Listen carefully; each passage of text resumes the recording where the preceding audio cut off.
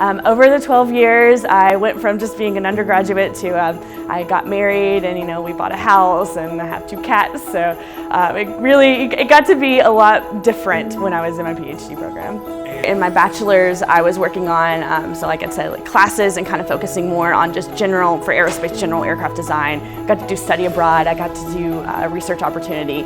And then as I kind of progressed up, I got more specific, which is what you do with graduate school. So in the master's program, I worked on flight deck automation, and then in PhD, I actually took some of my lessons learned in flight deck automation and applied it to the classroom, which was really interesting. I grew up loving aerospace engineering. I always wanted to work for NASA. I saw myself as a future astronaut or a future mission controller working on these awesome systems we send to space. And one of the things I found out, going through space camp and being involved in all these different things in high school, is I loved those types of systems. But then when I got in college, what I learned is that it didn't necessarily matter that the system was going to space, rather that the system was doing cool things and was really, really complex.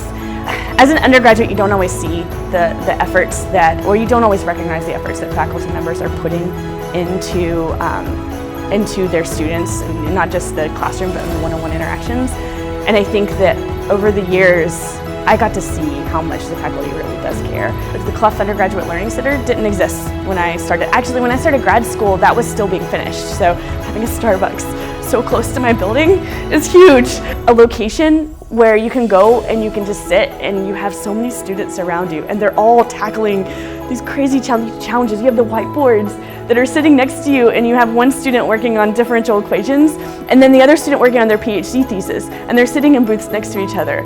I love to come to campus and just kind of walk around and see all these students mingling and interacting, because I think we have one of the coolest campuses ever, and it's so pretty. It's so pretty here in Atlanta.